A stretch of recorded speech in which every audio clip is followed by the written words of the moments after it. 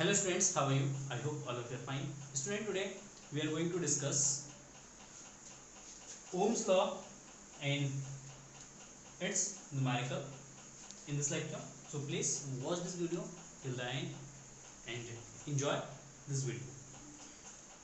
देखिए कल आपका एग्जाम है 20 को का एग्जाम है, टेस्ट एग्जाम है, ठीक है। और उसी का ये रिवीजन वीडियो है। तो रिवीजन वीडियोस में हम इससे पहले एक वीडियोस कर चुके हैं जिसमें रेजिस्टेंस की बात करी थी, series and parallel combination, and उसके लिए हमने फिर 2 दिन न्यूमेरिकल्स भी सॉल्व कर रहे थे सर्किट से रिलेटेड, ठीक। एक तो वो इंपॉर्टेंट वीडियो था, एक दूसरा ये इंपॉर्टेंट वीडियो ओम्स लॉ पढ़ेंगे इसमें और कुछ न्यूमेरिकल सॉल्व करेंगे, रेजिस्टेंस की बात करेंगे, ठीक। और जो हमारा फॉर्मूलेज हैं वो फॉर्मूलेज में इसमें डिस्कस कर लेंगे कि जो फॉर्मूलेज आपको यूज करने हैं इस चैप्टर में। तो first topic is Ohm's law. What is Ohm's law?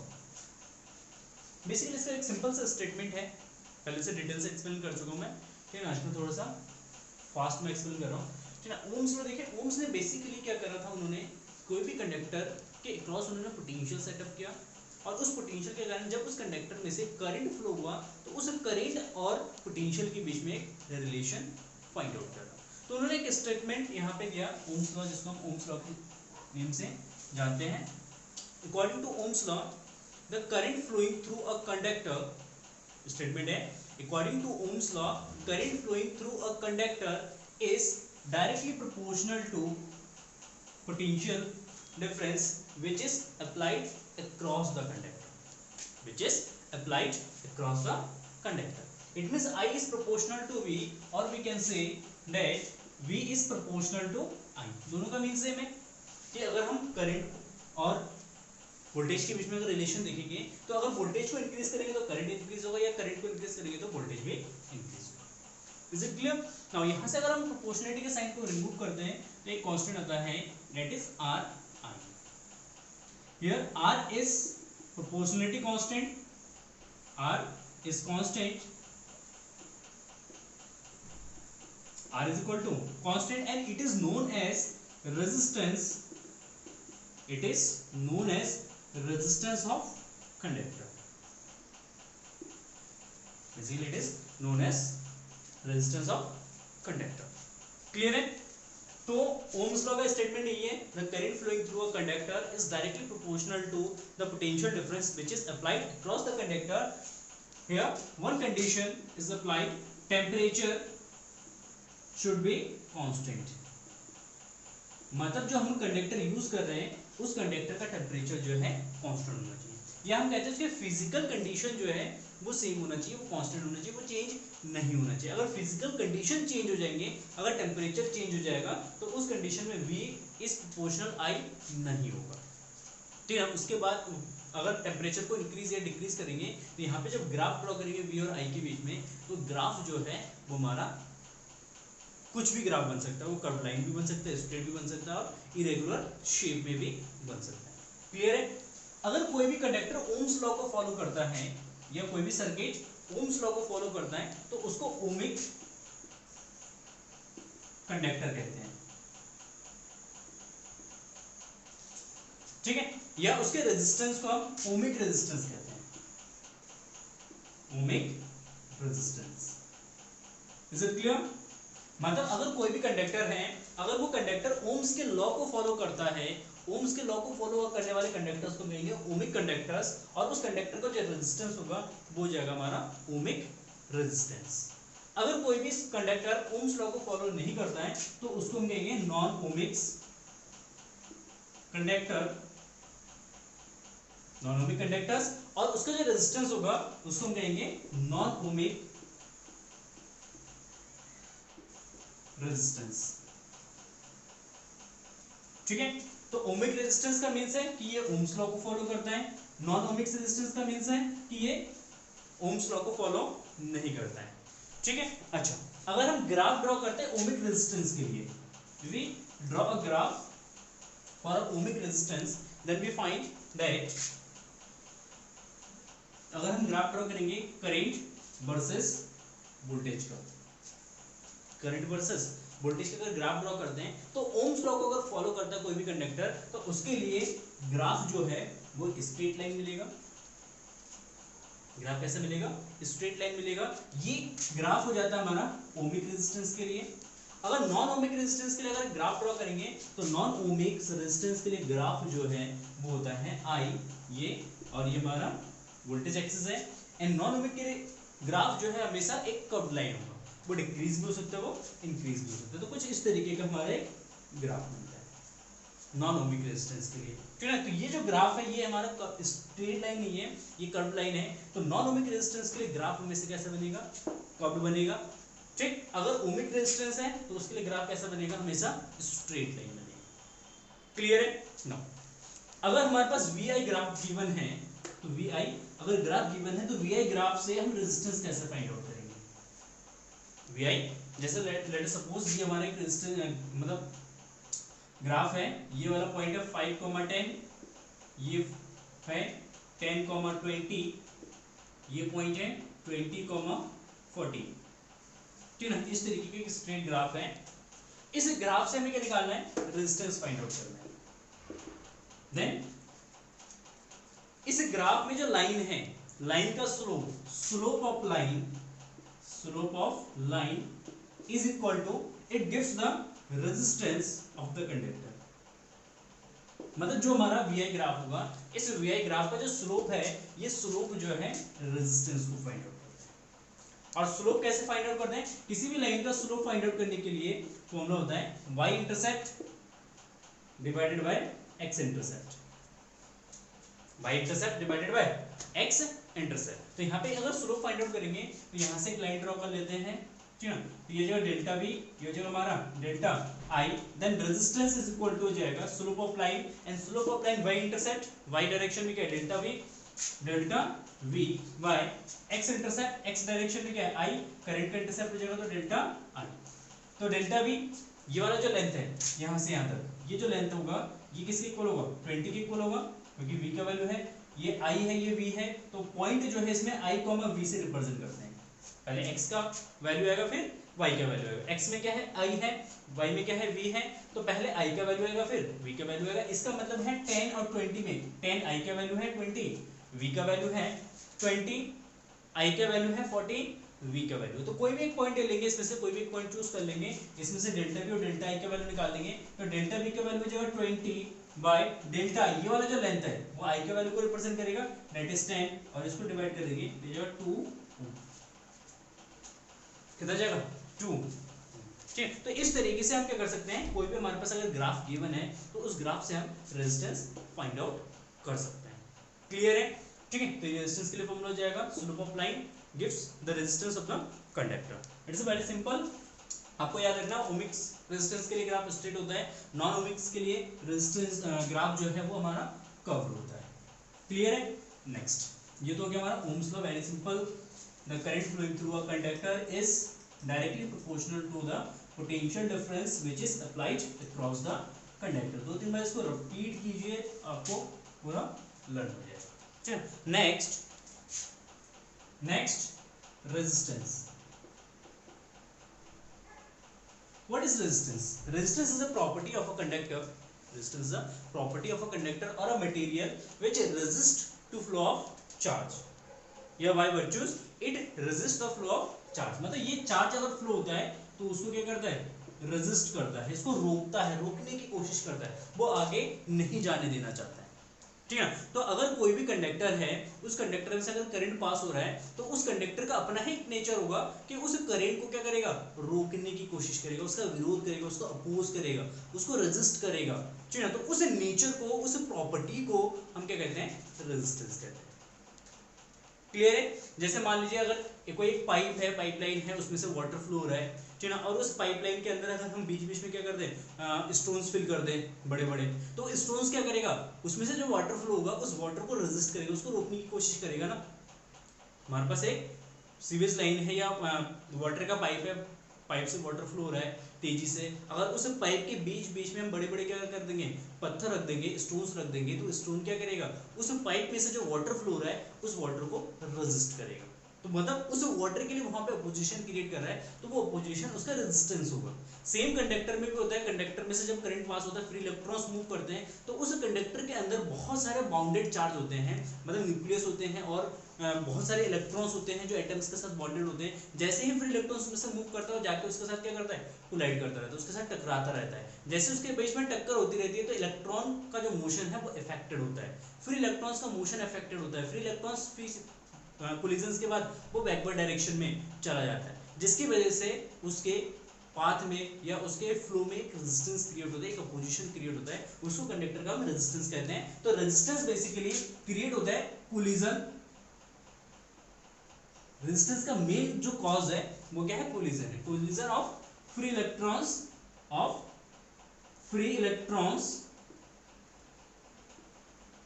With atoms और इलेक्ट्रॉन्स। ठीक है, मतलब मेन जो कॉज है रेजिस्टेंस का, किसी भी कंडक्टर के रेजिस्टेंस का मेन कॉज क्या है, उसे कंडक्टर में कितने फ्री इलेक्ट्रॉन्स है, और फ्री इलेक्ट्रॉन जब मूव कर रहा है तो वो जाके एटम के साथ कोलिजन करता है या किसी इलेक्ट्रॉन के साथ कोलिजन करता है। तो इलेक्ट्रॉन्स या एटम के साथ जो कोलिजन होता है वो कोलिजन ही क्रिएट करता है रेजिस्टेंस। अगर कोलिजन नहीं होगा, अगर कोलिजन मान लो जीरो है, टक्कर अगर जीरो हो रहा है, ठीक है, कोई भी टक्कर नहीं हो रहा, फिर इलेक्ट्रॉन्स इजीली मूव कर जा रहा है, तो उस कंडीशन में इसका रेजिस्टेंस क्या होगा, जीरो होगा। क्लियर है?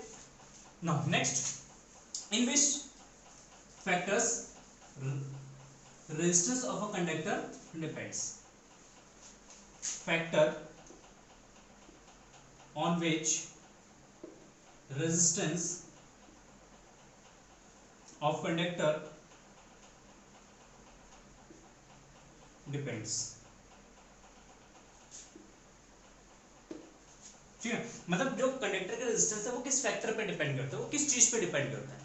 ठीक है, तो एट अ कांस्टेंट टेम्परेचर, किसकी बात कर रहे हैं, at constant temperature, constant temperature पे रेजिस्टेंस फर्स्ट डिपेंड करता है लेंथ ऑफ द कंडक्टर पे, मतलब जो कंडक्टर है उस कंडक्टर के लेंथ कितना है उस पे डिपेंडेंट होता है। It means R is proportional to L, मतलब जितना ज्यादा लेंथ होगा उतना ज्यादा रेजिस्टेंस होगा। क्योंकि मान लो अगर ये कंडक्टर है, इस कंडक्टर की लेंथ इतनी है, एक इलेक्ट्रॉन यहां से मूव करता है, एक कंडक्टर की लेंथ इतनी है, सेम क्रॉस सेक्शनल एरिया, एक इलेक्ट्रॉन को यहां से मूव करके इस ए एंड से यहां पे भी बीच में जाना है, इसमें भी ए एंड से बी में जाना है, फर्स्ट वायर है, सेकंड वायर है।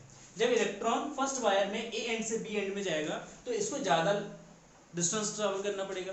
जब ज्यादा डिस्टेंस ट्रैवल करेगा तो नंबर ऑफ कोलिजन्स ज्यादा होंगे, नंबर ऑफ कोलिजन्स ज्यादा। आज जितने ज्यादा कोलिजन होंगे, कॉज मैंने बताया आपका रेजिस्टेंस का कॉज क्या था, नंबर ऑफ कोलिजन्स, जितने ज्यादा नंबर ऑफ कोलिजन्स होंगे रेजिस्टेंस क्या होगा, ज्यादा होगा। तो इट मींस लेंथ को इंक्रीज करने पे नंबर ऑफ कोलिजन्स बढ़ता है और नंबर ऑफ कोलिजन्स को बढ़ने से रेजिस्टेंस हमारा इंक्रीज होता है। तो इसका मतलब R is proportional to L। अगर हम लेंथ को छोटा कर देते हैं तो सेकंड वायर में एक इलेक्ट्रॉन को ए एंड से बी एंड तक जाने में कम टाइम लगेगा और प्लस कम कोलिजन करना पड़ेगा, ठीक है ना। जब कम कोलिजन होगा, नंबर ऑफ कोलिजन्स डिक्रीज होगा, तो नंबर ऑफ कोलिजन्स डिक्रीज होने से रेजिस्टेंस भी क्या होगा, डिक्रीज होगा। तो इट मींस अगर लेंथ को डिक्रीज करते हैं तो नंबर ऑफ कोलिजन्स डिक्रीज होता है, नंबर ऑफ कोलिजन्स डिक्रीज होने की वजह से रेजिस्टेंस हमारा क्या होता है, डिक्रीज होता है।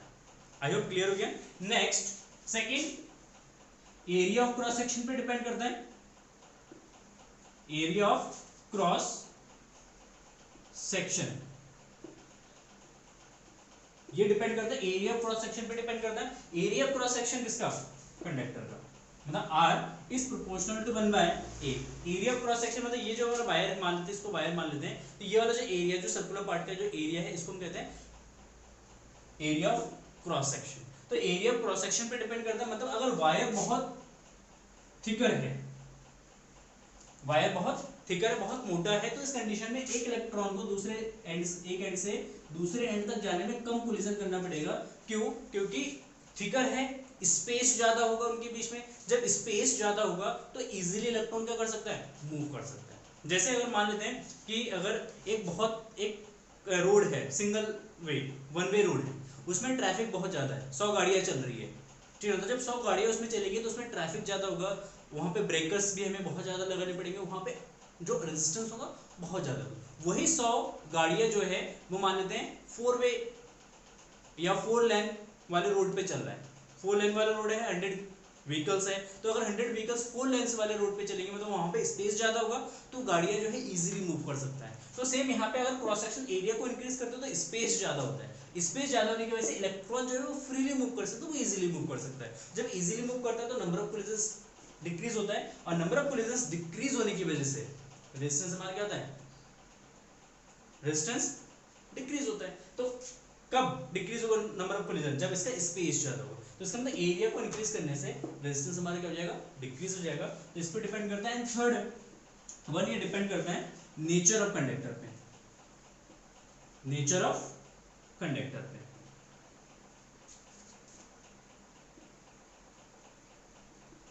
ठीक है, नेक्स्ट डिपेंड करता है नेचर ऑफ कंडक्टर, ये होता है रो।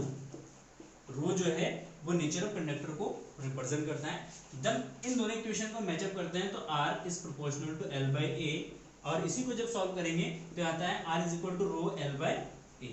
ठीक है, तो यहाँ पे रो जो है वो नेचर ऑफ कंडक्टर को शो करता है। मतलब हर एक कंडक्टर के लिए रो का जो वैल्यू होता है वो फिक्स्ड होता है। ठीक है ना, value of rho is fixed for every conductor. ठीक है, और रो जो है यहाँ पे, इस रो को कहते हैं resistivity, resistivity of conductor, resistivity of conductor. इसको एक प्रोपोर्शनलिटी कांस्टेंट है और इसको कहेंगे रेजिस्टिविटी ऑफ कंडक्टर। रेजिस्टिविटी किस चीज को शो करता है, रेजिस्टिविटी शो करता है, देखो यहाँ पे एक चीज ना, थोड़ा सा इसको एग्जांपल्स के थ्रू समझते हैं, थोड़ा सा फील करते हैं। ठीक है, एक कहानी के थ्रू मैं आपको समझाता हूँ। मान लेते हैं एक ऐसी कंपनी है जो रेजिस्टेंस की रॉड बनाती है, इस तरीके की वो रॉड्स बनाती हैं। ठीक ना, और जब वो रॉड बनाती हैं तो अलग अलग लेंथ के रॉड्स बनाते हैं। कोई रॉड 10 मीटर्स का होता है, कोई 20 सेंटीमीटर्स का होता है, कोई 1 मीटर का होता है, कोई 5 मीटर का होता है। तो कंपनीज क्या करती है, उन रॉड का रेजिस्टेंस जो है मेजर करके उस पर लिख देता है। जैसे ये 20 ओम का है, ये 10 ओम का है, ये 5 ओम का है। इस तरीके से वो हर एक रॉड पे जो है रेजिस्टेंस लिख के सप्लाई करता है अपने सप्लायर को, जिसको उन रॉड के रेजिस्टेंस की जरूरत होती है वो उनको सप्लाई कर देता है।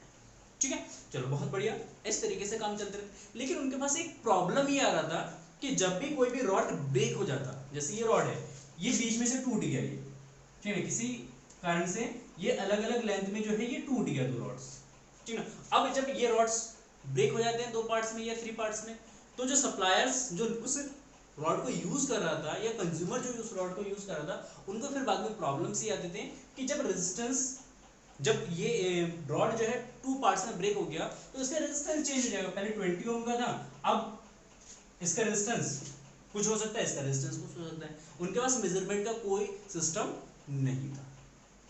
ठीक है, कोई सिस्टम नहीं था, चलो सही है, बढ़िया है। तो अब होता क्या था कि ये जो ब्रेक हुए जो रॉड्स होते हैं ये कंपनीज को फिर से भेजे जाते थे। कंपनीज फिर से क्या करते थे, इनको मेजर करके वो कहते थे, इनको मेजर करते थे इंस्ट्रूमेंट से, उनका ये 14 ओम का है, ये 6 ओम का है, फिर उसको कंज्यूमर को सप्लाई कर देते थे। तो इस तरीके से कंपनीज हमेशा एक प्रॉब्लम को फेस करते थे कि जब भी रॉड ब्रेक होता, जब भी रॉड टूटता, वो कंपनी में वापस आ जाता, कंपनीज के एम्प्लॉय फिर उसको मेजर करते और मेजर करके फिर कंज्यूमर को सप्लाई करते थे। तो इस प्रॉब्लम को सॉल्व करने के लिए जो कंपनी का ऑनर था, उनके मालिक जो होता है, ऑनर होता है, उनका बेटा, वो पढ़े लिखे थे। तो उन्होंने सोचा कि हम कुछ ऐसा करते हैं, कुछ ऐसे टेक्निक निकालते हैं ताकि ये जो ब्रेक होने वाले जो रॉड्स होते हैं, जो टूटे हुए रॉड्स होते हैं, ये वापस कंपनी में ना आए, डायरेक्टली कंज्यूमर जो है वो या जो आदमी इस रॉड का यूज कर रहा है वो डायरेक्टली इसको कैलकुलेट कर ले घर पे। तो उन्होंने कहा पापा हम एक काम ये करते हैं कि ये जो रॉड है, इस रॉड की एक स्पेसिफिक लेंथ की एक रेजिस्टेंस हम फाइंड आउट कर लेते हैं कि हमने जो एक रॉड बनाया है उस रॉड की 1 मीटर लेंथ की रेजिस्टेंस 5 ओम है।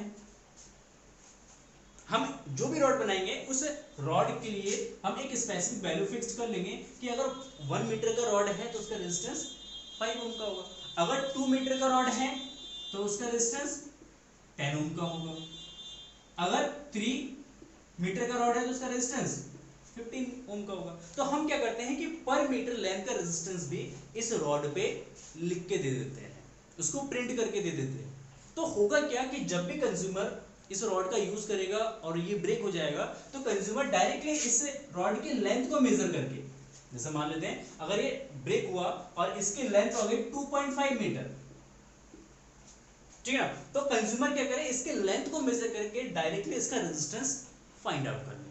ठीक है ना। तो उन्होंने कहा ये बड़ी बहुत अच्छी आइडिया है कि अगर इसका लेंथ अगर 2.5 मीटर है तो और 1 मीटर का डिस्टेंस 5 है तो इसका मतलब ये 12.5 ओम का हो जाएगा इस तरीके से।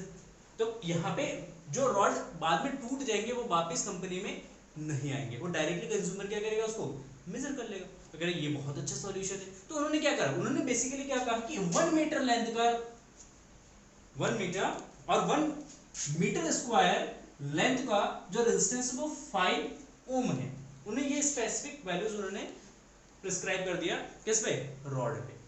तो ये जो वैल्यू है ये फिक्स्ड है ना, किसके लिए है, 1 मीटर लेंथ और 1 metre square cross section area का। तो ये जो रेजिस्टेंस है इस रेजिस्टेंस को हम कहते हैं रेजिस्टिविटी ऑफ कंडक्टर, जो कि हमारा क्या होता है, फिक्स्ड होता है हर एक कंडक्टर के लिए। तो रेजिस्टिविटी को उन्होंने डिफाइन किया, ठीक ना, कि अगर कोई भी रॉड है या कोई भी कंडक्टर है उसकी लेंथ 1 मीटर है और क्रॉस सेक्शन एरिया अगर 1 मीटर स्क्वायर है, देन जो उसका रेजिस्टेंस होगा वही उसकी रेजिस्टिविटी होगी। मतलब 1 मीटर लेंथ और 1 metre square cross section area का जो भी कंडक्टर होगा उसका जितना रेजिस्टेंस होगा वही रेजिस्टेंस क्या होगा, उसके रेजिस्टिविटी इक्वल होगा। So resistivity of a conductor is equal to resistance of a specific conductor which having a length 1 meter and cross section area 1 meter square।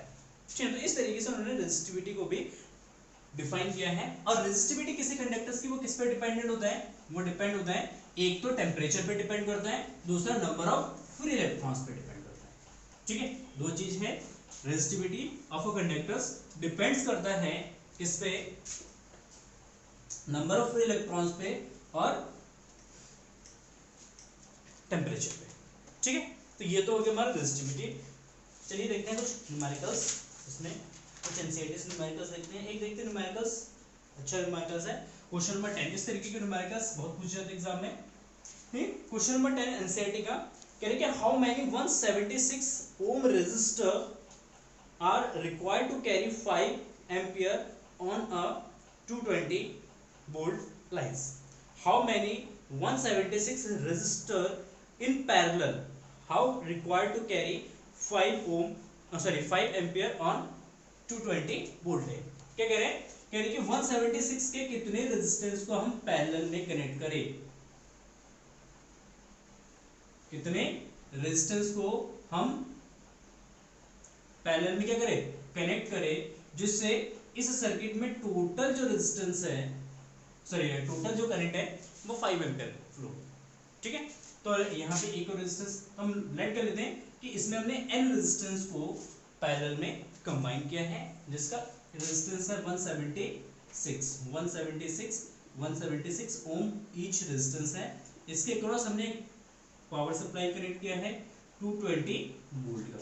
इसमें मैक्सिमम जो है 5 एम्पीयर का करंट फ्लो रहा है, 5 एम्पीयर का current flow रहा है। ठीक है, अब हमें पता है पैरेलल कॉम्बिनेशन में क्या होता है, करंट डिस्ट्रीब्यूट होता है। पैरेलल कॉम्बिनेशन में करंट क्या होता है, डिस्ट्रीब्यूट होता है। तो यहाँ पे करंट डिस्ट्रीब्यूट होगा, late us suppose I current अगर इसमें फ्लो रहा है तो आई करंट यहाँ पे डिस्ट्रीब्यूट हो जाएगा I1 I2 I3 और इसमें IN। ठीक है, इसके क्रॉस वोल्टेज 220 वोल्ट का है, सेम रहेगा, वोल्टेज चेंज नहीं होगा। ठीक है ना, रेजिस्टेंस सबका सेम है तो करंट भी सब ऑलमोस्ट सेम होने चाहिए।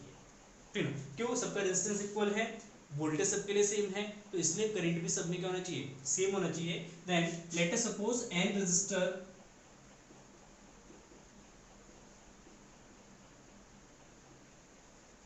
Connected in parallel, then total current I is equal to I1 plus I2 plus I3 plus I4 ऐसे dot dot plus IN up to कितना n, तो n तक। तो इसका मतलब यहाँ पे n रेजिस्टर है ना, तो इसलिए इसको n तक हम क्या करेंगे, कनेक्ट करेंगे। ठीक है, late us suppose I is equal to I1, first इसमें रेजिस्टर में कितना करंट फ्लो होगा, I is equal to V note, I is equal to V by R, then V 220 या V by R1 plus V by R2 plus V by R3 plus ऐसे dot dot plus V by RN, V by RN। And maximum allowable current is 5 ampere, तो I कितना जाएगा 5 हो जाएगा, इसकी जगह 5 substitute कर देते हैं, वी हो जाएगा 220 सबके लिए, और ये सब में से क्या हो जाएगा कॉमन हो जाएगा, क्योंकि v इसमें भी है इसलिए ये सारे v जो है सब में से क्या हो जाएगा कॉमन हो जाएगा, और v का वैल्यू रख देंगे 220। क्लियर। नाउ 1/r1 का value 176 plus 1/176 plus 1/176 plus up to कहां तक n तक। अगर इसको अप टू अगर n टर्म्स तक अगर ऐड करते हैं तो कितना आएगा 220, तो ये जो n/176, अगर 2 को ऐड करेंगे 2/176, अगर 3 को ऐड करेंगे तो 3/176, अगर n टर्म्स को तक ऐड कर रहे हैं तो n/176 हो जाएगा। ठीक है।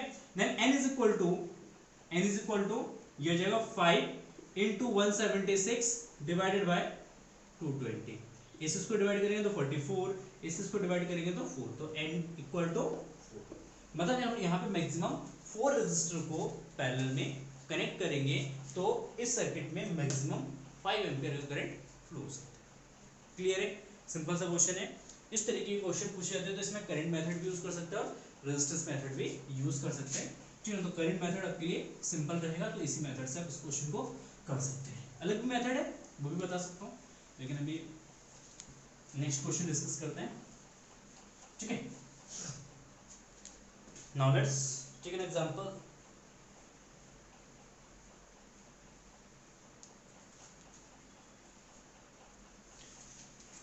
क्वेश्चन नंबर 12 इसी के जैसे क्वेश्चन है। क्वेश्चन नंबर 12 है several electric bulb designed to be used on 220 volt electric supply lines are rated at 10 watt. How many lamps are connected in parallel with each other across two wire 220 volt line if the maximum allowable current is 5 ampere? मतलब यहाँ पे Imax maximum जो current flow हो सकता है वो कितना है 5 एम्पीयर का करंट है। मैक्सिमम वोल्टेज जो है सबके क्रॉस 220 होगा, पैरेलल है, पैरेलल में वोल्टेज सेम रहेगा, 220 का वोल्ट हर एक बल्ब के अक्रॉस होगा। लेकिन हर एक बल्ब का जो पावर है P इज इक्वल टू दे रखा है 10 वॉट। कितना है 10 वॉट है, पैरेलल में कनेक्ट किया गया है। जब पैरेलल में कनेक्ट किया गया तो टोटल करंट जो हो जाएगा Imax is equal to I1 plus I2 plus I3 plus dot dot up to n। Let कर लेते हैं कि n बल्ब को पैरेलल में कनेक्ट किया गया है। क्लियर है, बहुत अच्छा। अब यहाँ पे एक चीज आप सोचना कि बल्ब की रेटिंग सेम है, बल्ब की रेटिंग सेम है, सारे बल्ब के लिए 10 वॉट का बल्ब है सब, ठीक ना, सबके अक्रॉस वोल्टेज 220 का है, ठीक ना, ये भी सेम रहेगा। तो इसका मतलब हर एक बल्ब जो है एक limited and fixed current consume करेगा। तो हर बल्ब का करंट क्या होगा सेम होगा। तो हम कह सकते हैं कि I1 is equal to I2 is equal to I3 is equal to I, क्यों नहीं, ये कह सकते हैं ना, कह सकते हैं इसको। अगर सबका करंट सेम होगा तो अगर सबका करंट सेम होगा तो I plus I plus up to n तक। अगर I को अप टू n तक अगर ऐड करते हैं तो यह जाएगा Ni Imax, then n is equal to I max divided by I max का मतलब मैक्सिमम करंट है 5 एम्पीयर का, और I एक बल्ब कितना करंट कंज्यूम कर रहा है तो उसको निकालने के लिए हमें पता है V is equal to P is equal to VI, then I is equal to P by V। तो यहाँ पे I की जगह क्या यूज कर सकते हैं P बाय V, कर सकते हैं नहीं कर सकते हैं। देन ये जाएगा 5V bye P, value substitute कर देते हैं 5 इंटू 220 बाय 10, 10 0 से 0 कैंसिल, इसकी मल्टीप्लाई करेंगे तो 110। मतलब टोटल हम सीरीज में सॉरी पैरेलल में 110 बल्ब को इजीली क्या कर सकते हैं कनेक्ट कर सकते हैं। क्लियर है, तो ये न्यूमेरिकल्स है। बाकी एनसीईआरटी क्वेश्चन आप पूरा कर लेना जी मैं अपने टेस्ट के लिए, क्योंकि एनसीईआरटी क्वेश्चन से भी कुछ क्वेश्चंस मैंने दिए हैं आपको, वो क्वेश्चंस कर लेना। बाकी डेरिवेशंस कर लेने, ठीक ना, उसमें से भी क्वेश्चंस मिलेंगे आपको, और ऑब्जेक्टिव क्वेश्चन भी मिलेंगे आपको 3-4। ठीक, thank you for watching this video and have a nice day, bye bye.